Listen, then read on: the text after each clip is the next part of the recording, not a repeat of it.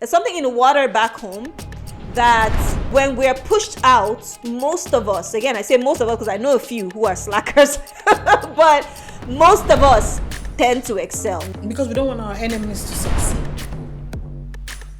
We don't want our enemies to succeed. Enemies that we've never seen, enemies we've never met, but we just don't want our enemies to succeed.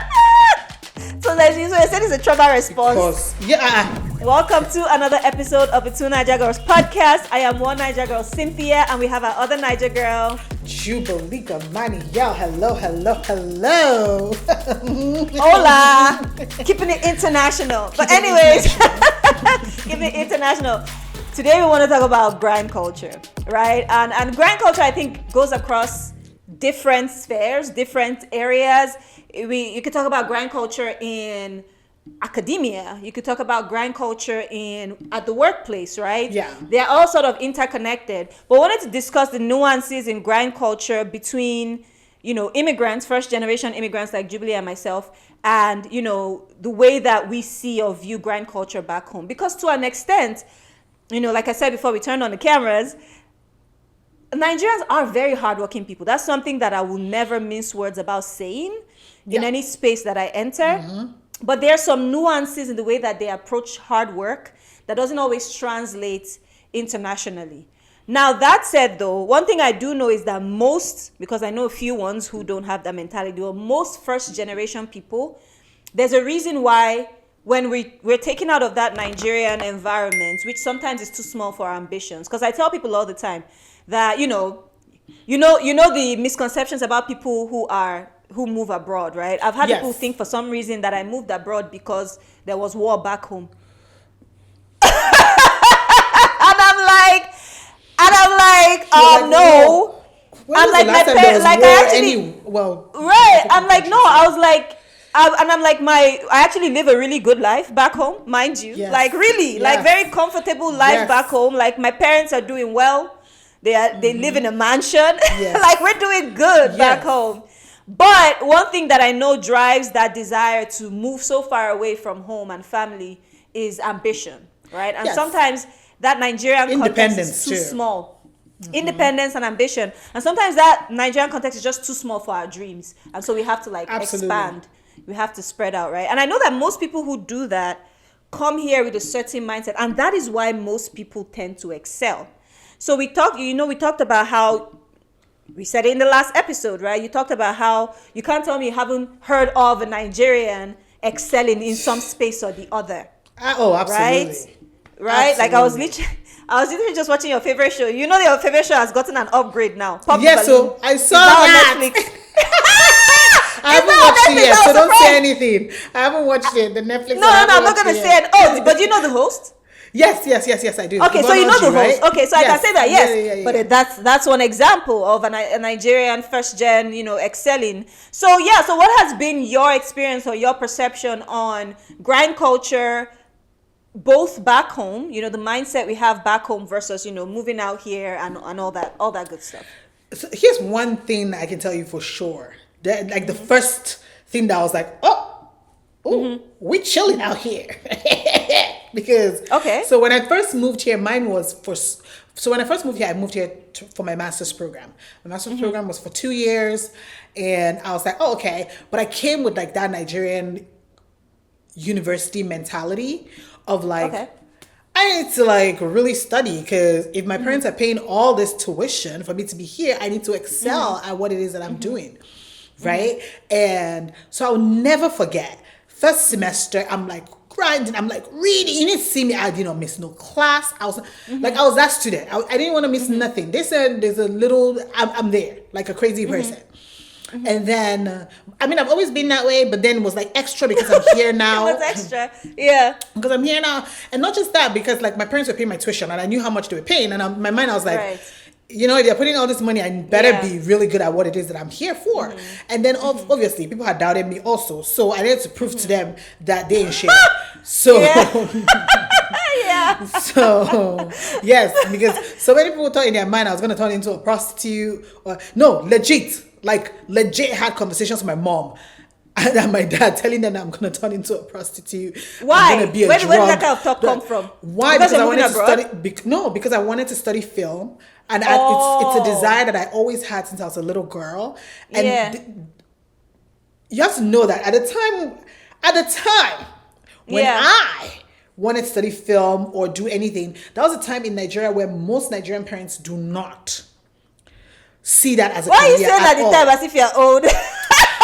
Because you know, because it's not. I hear you though. It's not been that long, and it's unfortunately, true. Even in recent time, it's hard to explain to your parent about doing something like that, from a Nigerian home. Yes, from a Nigerian typical home. Let me put it that way. Yes, from a typical Nigerian home. Yes, you know what I mean. And so not just that, and also remember I'm from the north too. It's a whole different culture, right? True. So, you know, everybody has, and then another thing also is my dad's a genius, right? And so everybody will always come and be like, oh my God, I'm sure you're going to be like your dad. Oh, exactly like your dad. You're going to be a doctor like your dad. You're going to be in the sciences like your dad. And then I did not go ahead and do that. So that was very disappointing to them. Naji.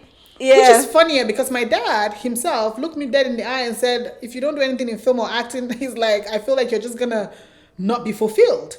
He said, as your father watching you, you know, I know that this is something that you desire. Right?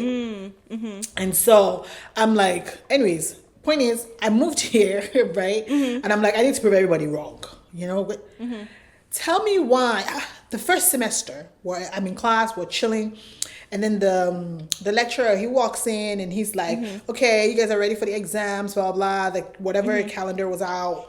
And then he was telling us, I'm just going to focus on this area for the exams. And I was like, what does he mean? But I'm gonna focus after on all this you're area. studying. Yeah. And then I'm like, what does he mean? I'm gonna focus on it. Like, what does that mean? And then they're like, oh yeah, so he's gonna give the exam from this part. We're not gonna he's not gonna touch the other parts. I said first of all, I was like, Nigerian lecturer should come and learn. Come and learn that studying is not world war. This is not how I should not be suffering this much to be there. Yeah. And after that day, I was like, oh, we're just chilling. We just, and that was when my head went to that's when it went to my head. I was like, I'm about to get all A's because there ain't no way. Right. There ain't no way. Cynthia, I was saying that to myself like that. And then obviously the results came and I had my A's. Yes. Yeah. But here's the thing. There were people in my class, Americans, to be specific. There were people in my class who had E's and F. Same experience I had. But that for me was, I could not believe it because I'm like, there is, sorry. Okay. I could not believe it because for me, I was like, there ain't no way. There's no way. There's no way you feel this. No, it's not possible. But it is possible. So I think that for me, like, that was my first, like, oh my God. Like, and it hit me that when back home in the universities in Nigeria, we really study. It's not a joke. Like, your lecturer is not coming to come and give you an area of concentration. So I was like, this part has prepared me for this master's program. And when I tell you I excelled at my master's program, I excelled at my master's program.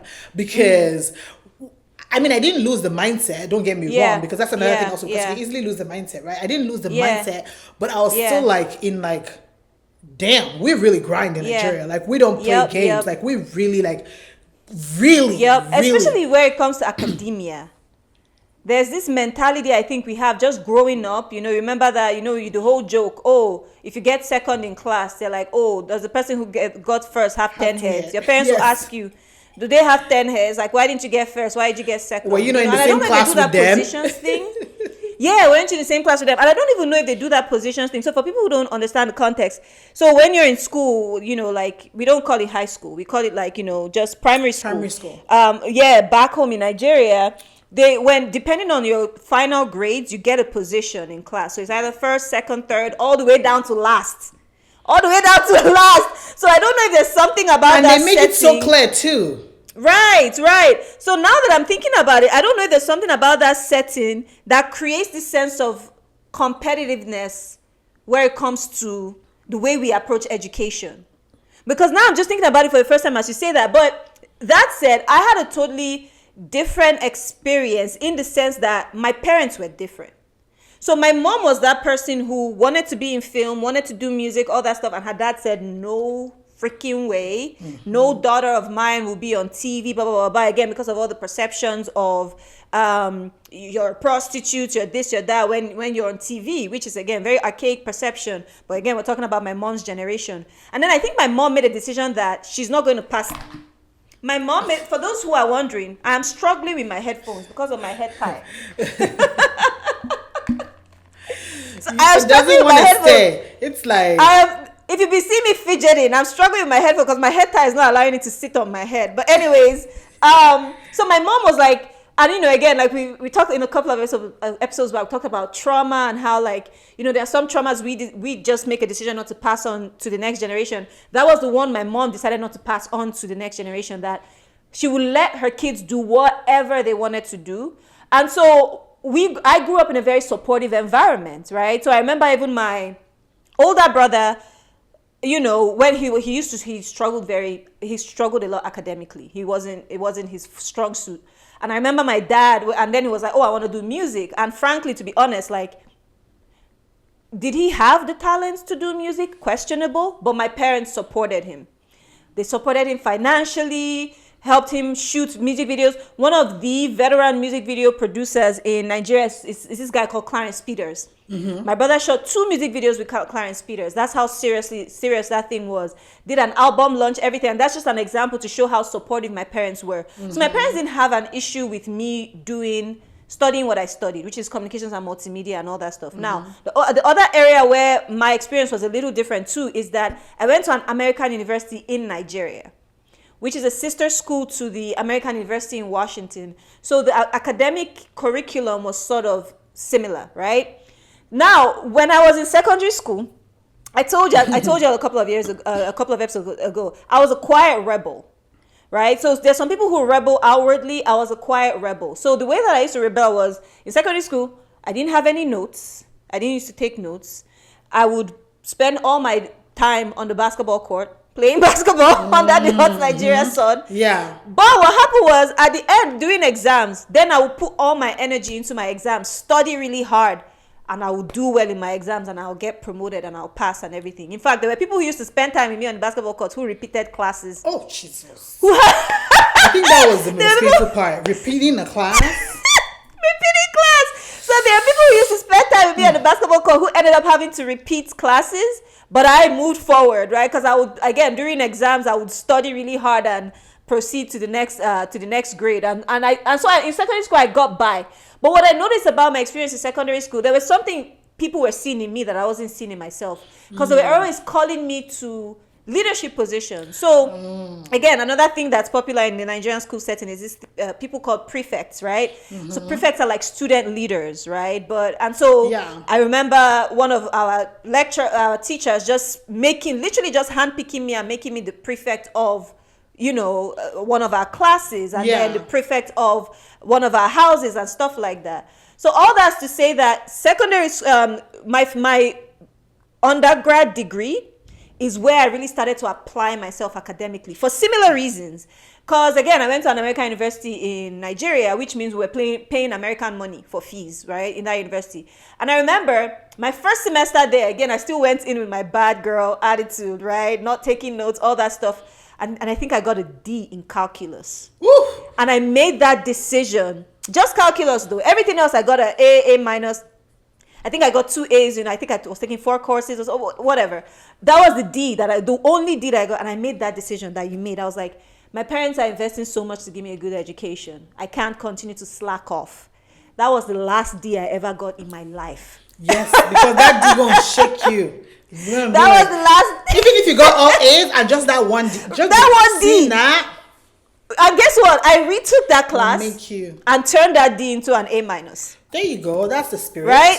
I retook that calculus class in my last semester because I had an extra. I did so well that I had leeway to take on an extra course. I was like, let me just retake that calculus class. And I got an A minus. I turned that D into an A minus. So and then I transferred again. And the thing with success is, when you start succeeding, it becomes kind of addictive. Now it's just you against you. It does. Right? Yes. It's just you against you. And so I carried that attitude on into my master's degree. I went to USC. But just like you, there were people who were failing classes at the master's level. And I just could not relate. Because again, my lowest grade during my master's was an A-, right? In fact, my biggest test for me wasn't even USC. Because USC was still kind of like a party school, like very big on social life. My biggest test was Oxford University. I went to Oxford with this other person from Nigeria, right? He failed at Oxford. The lowest grade I got at Oxford was probably a B+. Lowest grade. So at that level, at that level, so and the thing with Oxford is like the Oxford school setting was where I got my educational culture shock, because you're literally teaching yourself at Oxford. You hold you have your schedules, you have your lectures, it's up. Nobody's going to ask you to come to lecture. It's up to you. So you know how they do roll call or whatever. Nobody's going to hold you to anything. It's up to you to either go for that lecture. It's up to you to take your exams. It's up to you to do everything. So that was the biggest culture shock for me academically. If you want to, girl, it's in your hands. No one's going to baby you. No one's going to baby you at Oxford. No one's going to say you didn't come to class. You know? And so that was the for me academically, that was culture shock. But again, I caught on pretty fast. Your homework, nobody's going to say, oh, did you do homework? You didn't do your homework. Oh, but no discipline. No, it's just do you. But at the end, the lecturer will give you a grade for what you did or didn't do. And that grade gonna show. Right. Were you there or not? Right, for what you did or didn't do. So that was my experience. But like to your point, right? I don't know what it is, because like you said, there were people who were failing at the master's level. There were people who were failing at the undergrad level. There were people who were failing in Oxford, but we don't, right? So that's where it comes to academia. There's this, I think it's easy to understand. Like, I think the Nigerian society just values education. Yes, general, no, it does. right? It does. Yes, right, in general, right, yeah. right. Now, does that always translate to the professional life, though? No, it does not. And yeah. Unfortunately, right? It's like you go to school, right? And then you, at least, I'm speaking based on experience of being in Nigeria and then being here. And then, yes, I know some people are going to ask, Madam, didn't you leave when you were young? You were not working. I went to Nigeria and I worked for an entire year with a company. So I saw it all. Anyways. Same, by the way, but yeah. So the thing is, like, so you're in school. Universities create a lot of structure for you. Like, a lot of structure. That structure we didn't have at Oxford, but yeah. Yes. So, but when you come out, that's so much that when you come out of university, right, you then go into the workforce and you're coming with that mentality of like, I just got out of school. I want to prove myself. You're hungry. So you really want to do it. Excuse me. The environment. That is key. The environment is what starts to eat away at those things. And the reason why I say that is because, for example, right, you're going to start working at a company. You get there. You're always there. Like 15 minutes before meeting, you're there. The people at the job start to tell you, okay, well done. No, you are the owner of the office.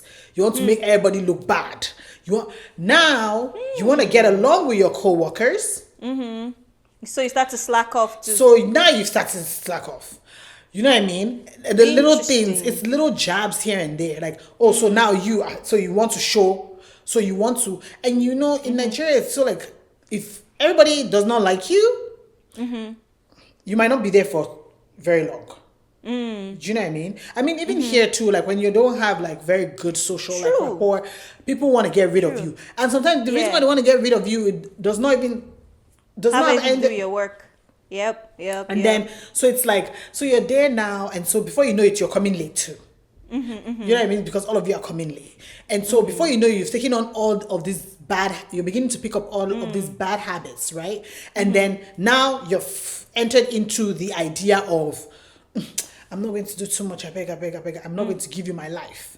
I'm not going to give you my life, because after all, if I die tomorrow, somebody else will replace me, right? But now that's if you're working for someone. Now, if you really want to test your real skills as a human being, you want to test who you are, become an entrepreneur. Own your own business. Be the one or be a contractor. That behavior will immediately vanish. Because then you will realize very quickly that professionalism is important too. So, right, because for example, when I was in Nigeria, sometimes, right, we'll go to meetings. We're sitting down in a meeting, we put out all the things, these are the deliverables, and someone turns to you and says, I'm going to get it done within an hour. Let's just give an example. Okay, now that you've told me within an hour, I have planned everything after this within your hour. Right. And then now, an hour again comes and then you're like, excuses. I'm not done.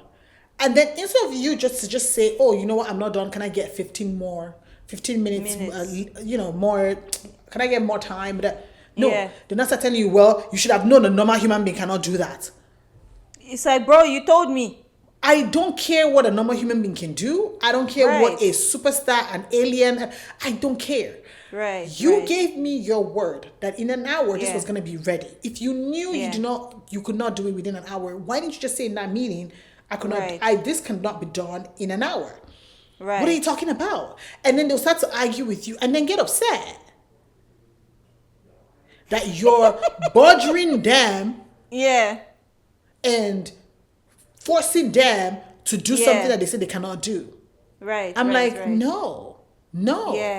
Yeah. Well, not just that, right? For like sometimes at the end of every week, I go over everything with the team. What did you work on this week? I was like the Doge, in case you were wondering. You know? So I was like, what did you work on this week? What are the things that you worked on this week? What are the things that you need to move into next week? And then I'm asking, I'm not a child now. Why you keep on asking me? Is that lack of respect for hierarchy too? Because because if you're asking them, then you're in a position to ask them, and it's not about this is not personal. Also, it's just a matter of efficiency. But not just that either. If you're doing the job that you're supposed to do, you should have no problem. Then nobody will ask you. Exactly. But even that, you should not. No, even the people who do their jobs, we still go around to speak on the things that they worked on that week. What they're going to work. Gotcha. So if you're working, it should not bother you. That much. Right. Yeah. So there was a lady at the office who was my very good friend. We're friends. We're not we're very good friends. We hang out and do things. When I'm in that meeting with her, she treats it, not my friend. This is Jubilee, my coworker. Yeah, it's professional. Yeah, it's not personal. So do you see what I'm saying? So I think that sometimes there's that thing, that divide of professionalism, and that's where it kills us. And so now, when you're trying to translate it to the international world, it doesn't translate. It does not translate because at the end of the day, if you tell someone, they will fire you on the spot. And listen, you will do the wrong thing and people will sue you. Right. And then what are you going to say? Yeah. That's interesting because, yes, I hear that. I know that, there's this disregard. And it might have to do with the collectivistic culture we have back home. So, I know I learned about this, I can't remember where, but about how the American society is largely individualistic and the African societies are largely collectivistic, meaning we move in communities, we function in little pockets of community. And so I guess because of that closeness, at least intellectually, we feel like we're all close. There's a lack of respect for, like you said, like boundaries and professional boundaries and, stuff like that, right? So I hear that and I've experienced that. I've experienced that with a lot of Nigerians, the lack of professionalism and not keeping to deadlines and, all that stuff, right? At the same time, though, I can't help but think about corporate cultures in the United States where your hard work isn't enough. Oh, no, it's not. So that's where it's interesting because it's like, because in the corporate culture here, your hard work isn't enough. Yeah. You have to have personality. Yep. Like it's not the hardest working person at the office that gets promoted. No. Sometimes it's the person with the best personality, the personality that people like the most. Right? I think we've had this conversation before. It's the person who can play politics. We've probably had it off camera. We had this conversation before. The office, exactly. In the office space. People can play politics, right? You can be the one that people just like. You can be Brad with the personality. You can be Brad who golfs with the CEO, and so Brad is getting promoted. As I speak to you right now, I just remember that we had a Brad at my job. Brad oh my God, he used and he had a big personality, Abby. God, he didn't have no stupid big personality. This is so annoying. Okay. You know those people who are like the class clown. Yeah, but everyone liked him, right? Or yes, except you. Yes, everyone except me, because I could see through the bullshit, because it's like he will not finish something and then they'll call him. Yeah. And yes, we're wondering, yes, he is white. But anyways, he'll come and then they'll be like, he'll be like, oh yeah. I was watching the Dodgers. You see what the Dodgers did yesterday? Right. And then all of a sudden now I have no conversation about the Dodgers, and then I'm looking and I'm like, I don't give a about the Dodgers. I don't care. I don't give a fuck. Like I remember one, for instance. I'm so mad right now. I just remembered that we had a Brad. I just remembered one I had, and his name wasn't Brad, but he's like I would be asking bro for something that we have on deadline, and he was sending me photos of his puppy, of his dog. I'm like, I don't care. I love dogs and pets and whatever, but I really don't care about your dog right now. Where's the freaking graphic I don't care about your dog, period. Ago? The fuck? Like, right? Stop. But there are people who skate by in the corporate settings with that attitude. So that's where I'm like, yes, we have that in Nigeria, right? But at the same time, I know Nigerians. I'm one of them. My siblings are some of them who have also struggled, because here we feel like our work should be enough, right? And we're excellent at our work. We're good at our jobs. But then the setting is asking us for way more than what is in the rules. Yes, you have to lick boots. You have to lick a couple boots. You have to make the CEO feel good. Yes. And honestly, like personally, I'm not the kind to make narcissists feel good. I don't like to contribute to that. I'm not the kind to enable. It's just a personal choice. I don't like to contribute to, because in every setting where there's a narcissist, there are enablers. That's what always happens. And I've worked with a lot of them. Cynthia, I've worked with a lot of them in corporate settings. I just don't want to be a part of that. I just don't want to be a part of enabling a narcissist. So I don't stroke their ego. Yes. I don't. Yes. I just don't stroke their ego, and then they end up not liking me for that, right? Because and that's okay. You know what I mean? So I have, like you said, I have seen people struggle here, even regardless of how hardworking or how much they keep to deadlines or how smart they are and stuff like that. Now let's flip the conversation a little bit. How about the ones who actually do well? The ones like you and me who come here, and there are so many people in different, industries, in sports, different industries, in sports, in the corporate world, who come here and do well. What is the difference? And I do believe that there's something in the water. Let's put it that way. There's something in the water back home that when we're pushed out, most of us, again, I say most of us because I know a few who are slackers, but most of us tend to excel. What do you think is what's that quality that we nurture back home that makes that happen? Because we don't want our enemies to succeed. We don't want our enemies to succeed. Enemies that we've never seen, enemies we've never met, but we just don't want our enemies to succeed. So you said it's a trauma response. Because see, no matter what it is, just remember there's an African parent. See, I don't care how supportive your African parent is for anything they're doing. They will always remind you where you're coming from. Well, they will always remind you where you're coming from. That's their favorite thing to do. To remind you where you're coming from. And when they say remind you where you're coming from, not because you're coming from poverty, no. Because they're going to look at the family that you're coming from. Yeah, do you see the way we carry ourselves? Do you see the way we hold ourselves in high regard? Right. Don't go and fall our hands. Yeah. Don't let our enemies see our nakedness. Yes. Don't let our enemies know. But truly, don't let So there's that thing that's in your mind, whether you like it or not. It's almost micro, but it's there. So every time someone gets in your way, or someone is hindering your progress, in your mind you're like, oh, the devil has sent this person. Yeah. This person has, and then there's a part of you that wants to prove that I ain't here to play no games. But I'm telling you, it's from when we're raised. It's a little thing. Yeah, it's there's very something in subtle. the way we're raised. Yeah, it's very subtle, but your parents plant it in you, and I get it. Like I get it. Oh my God, we're going to therapy. We're journaling. There's some things that, my dear, they've been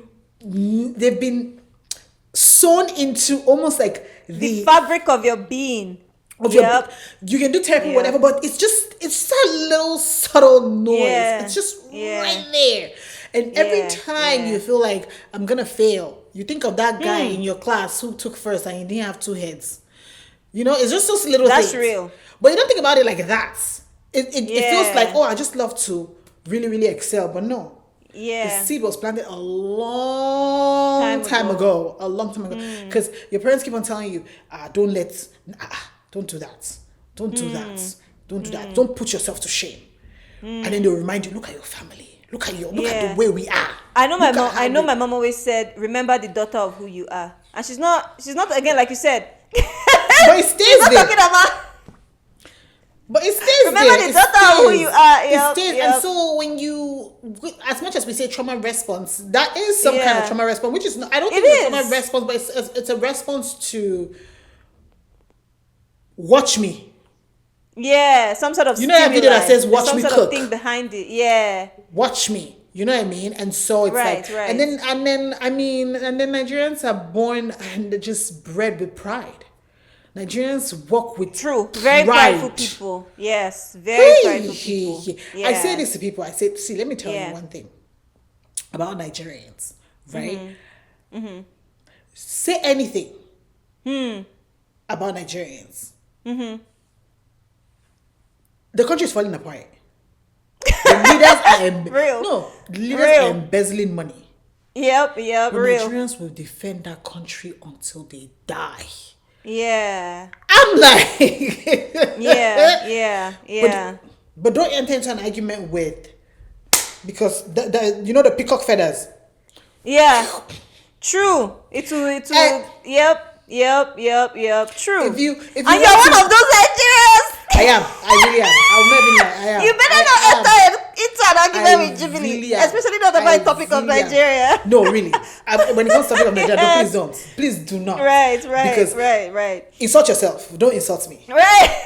Insult yourself and your family. No. Insult somebody else. Because one thing, and that's the thing, like one thing, see. One thing I will continue to stand 10 toes on. Is my country. Period. Say whatever you want to say. 10 toes on any day, any my time. country and its people. And its people. Yes. Because as we can say, you can say whatever you want to say, blah blah blah, But every time I'm home, it feels good. Because here's the thing: as much as they will annoy you, sometimes, every time there's a makeup artist coming to my face looks immaculate. Beat to perfection. I mean, they might come late, an hour later, which will piss you off. Right. But guess what? Beat to perfection. So that's one thing. Everything is done in excellence. Like nothing is done halfway. No, they will annoy you to get to the finish line.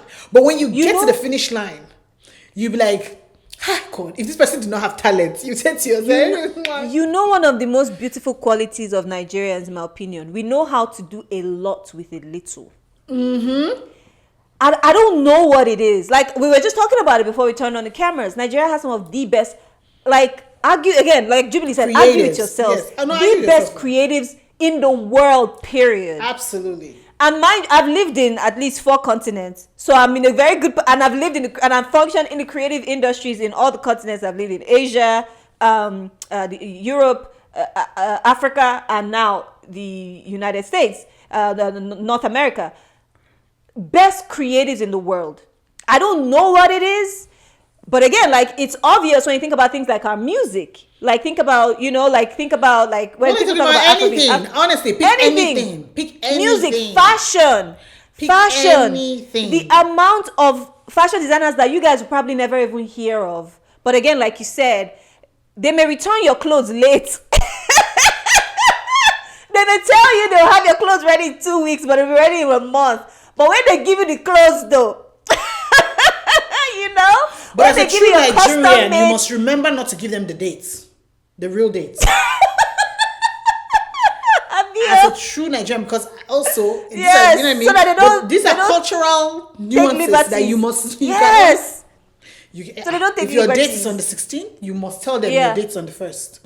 True. So those 16 days, you give them that extra 2 weeks. So you people can fight. The 2 weeks you give them that extra 2 weeks to finish. But because when it gets done well. Excellence. If you ever tell me to associate a word with Nigerians, I will tell you excellence. Immediately, I will tell you excellence.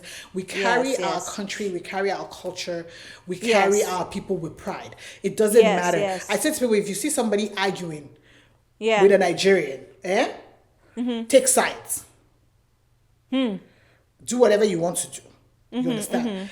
When you see a Nigerian arguing with another Nigerian, walk away. Just walk away. Walk away, because don't get in the middle. You become the problem. You become the enemy. Exactly. Because the two of them, the way they were gonna turn on you, you be watching. I just came to settle. But yes, you're not Nigerian. That's the problem right there. And yes, you can call it a toxic trait. We take it. Own it. She has shown her Nigerian traits. We are taking She's showing you guys. It's like, oh, Nigerians are toxic. Yes, you guys are Nigerian pride. We are toxic. Give us toxicity. We'll take it. This is why other African countries don't like us, Jubilee. They should not people like you. They should not.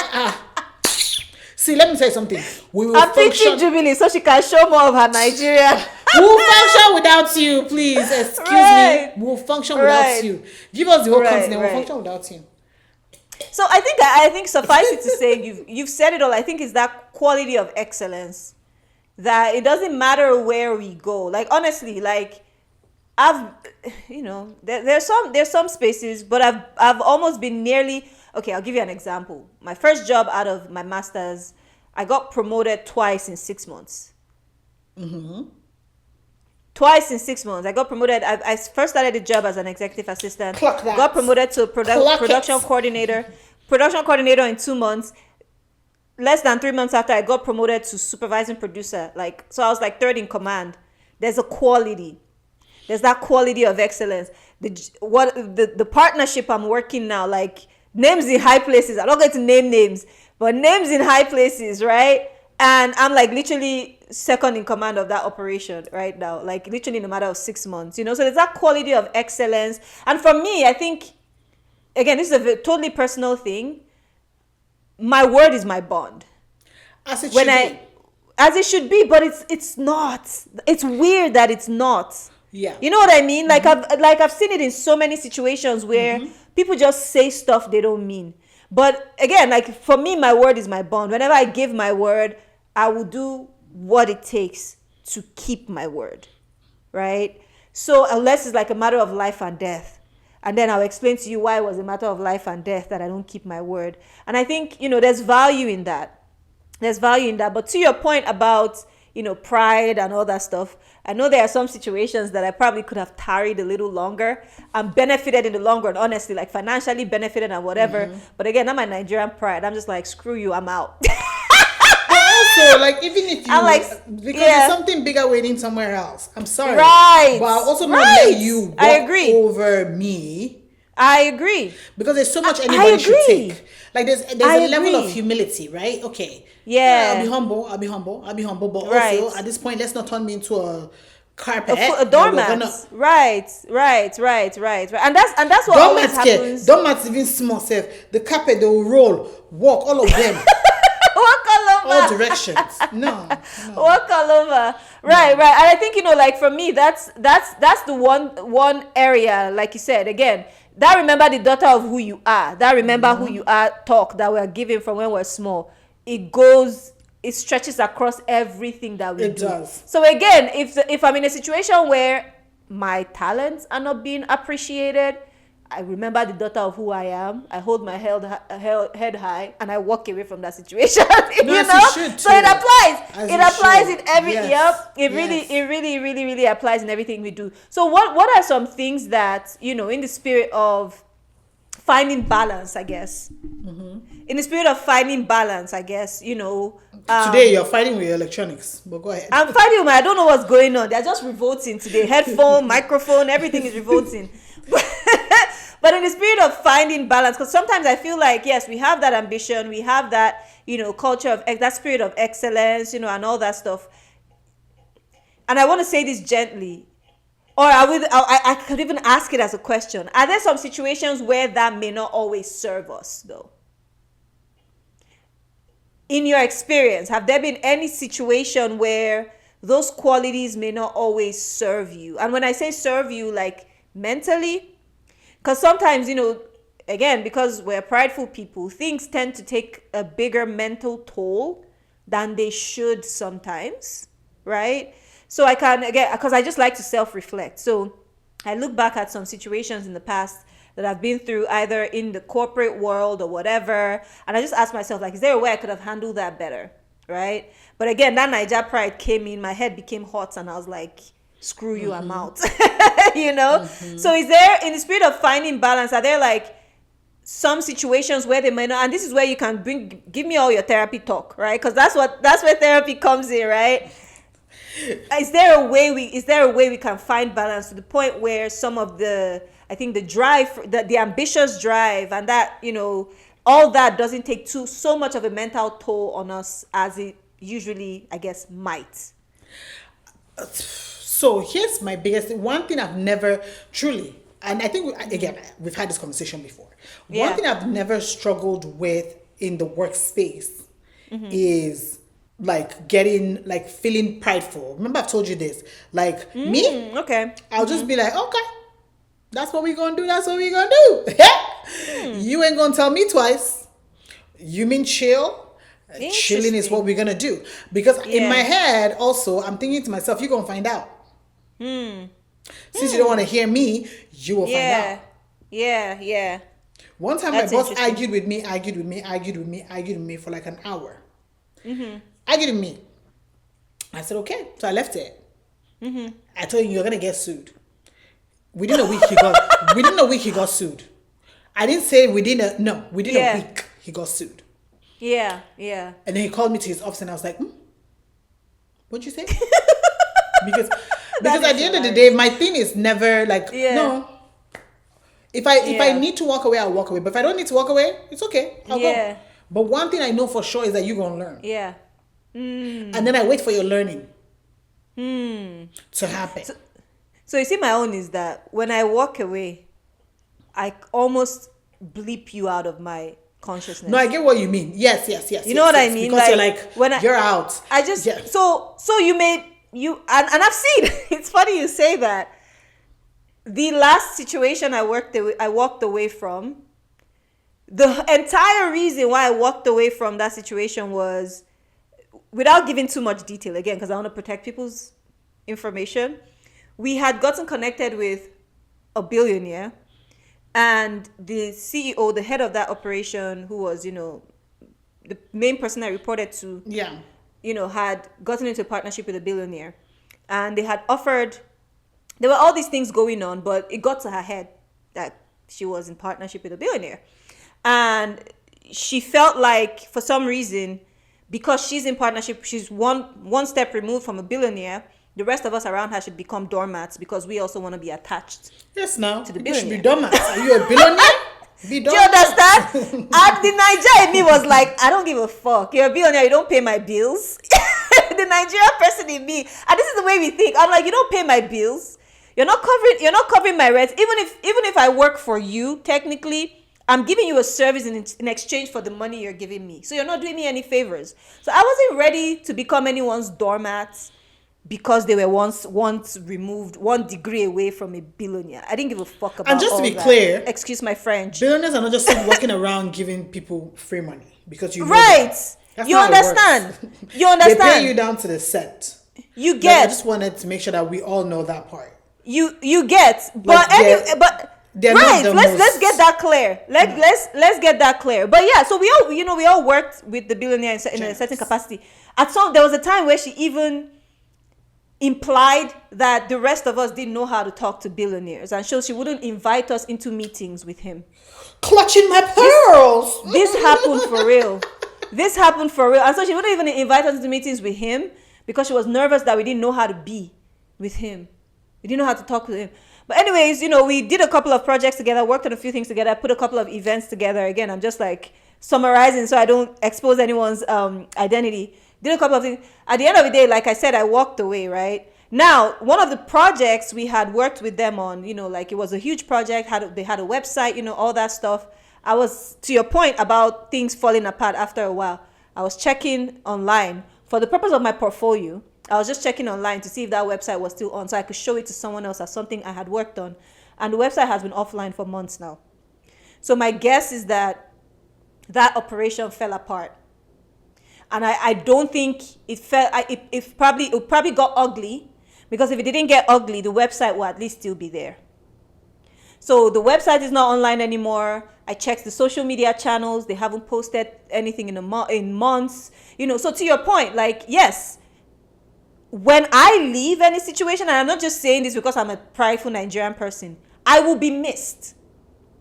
I know I will be missed in that situation. But you're also saying because you're a prideful Nigerian person. Because I'm also I said I'm not only saying it. So there's part of it is yes, part of it is because I'm a prideful Nigerian person. I know that I will be missed in that situation. I just won't wait long enough to see how I will be missed. So that's the only difference with you, where you actually saw the person got very important. Where you actually saw the person get sued. Another example. Thank you very much. I was there for years after that. Thank you. I'm just watching but guess what? He started to take my word seriously. And also, I'm not going to say I told you so, but while we're sitting together. But in your mind, you're like,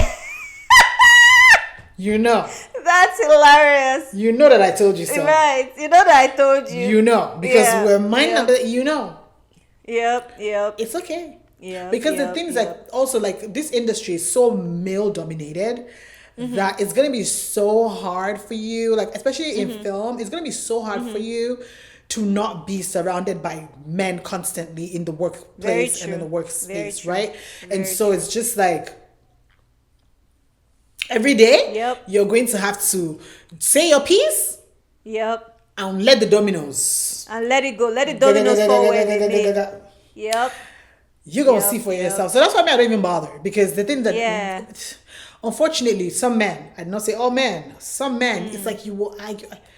And then you're saying the thing and they only hear what it is that they want to hear. Yeah. And then you just, at some point, you just have to put your hand up in the air. Yeah, and just let it go. These days, before I used to argue, these days I don't even bother arguing anymore, Jubilee. What? It's like, okay. You go find out. Like either way. Right. Thankfully, though, I am blessed right now, and I keep thinking it. I think this is God's answer to my prayers all these years of working with, honestly, to be honest, assholes. The people I work with right now are like the person I work with right now, the kindest, most humble person. Like you don't even have to talk to the person twice. Like they value what you have to say, So thankfully, I'm out of the trenches. But I guess the conclusion of Jubilee is that Nigerians, keep being yourselves. No, please do it. Keep being yourselves, because we haven't been able to say if there's anything we should modify or change, because at the end of the day, all roads still lead to what we want. No, show your character. Right. Yeah. So arrange yourself in every environment. That's what I would say. I would say the same way there's like code switching, right? It's like know where you are. Pay attention to the environment that you're in and act accordingly. I will always speak professionalism any day, anytime. It doesn't matter what it is for me, because it's already just naturally ingrained in me, where it's like I need to be on time. I need to make sure my work is excellent. Those things are just for me, right? Yeah. But make sure you adjust yourself according to the situation and according to the environment that you're in, because that's the only way you can succeed. Because at the end of the day, you want to be a standout individual, but you also do not want to move away from the crowd. Right. Because sometimes the crowd is important too. Yeah.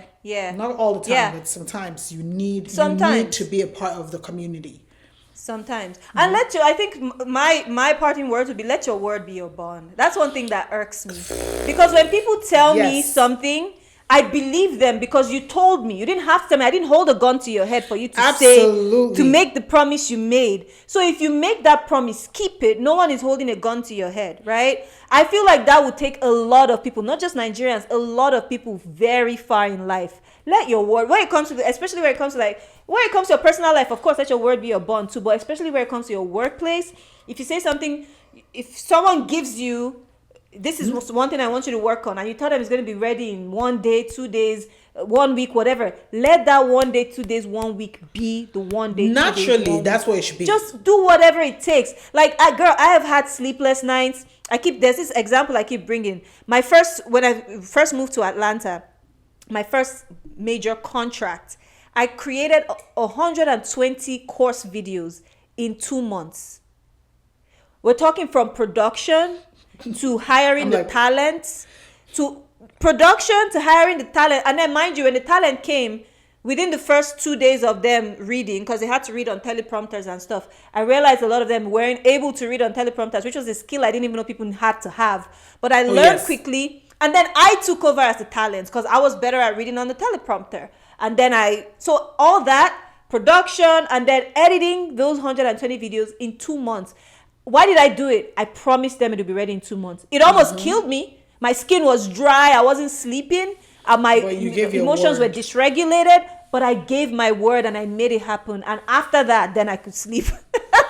No, so let your word be your bond. I agree 100%. That's the biggest thing.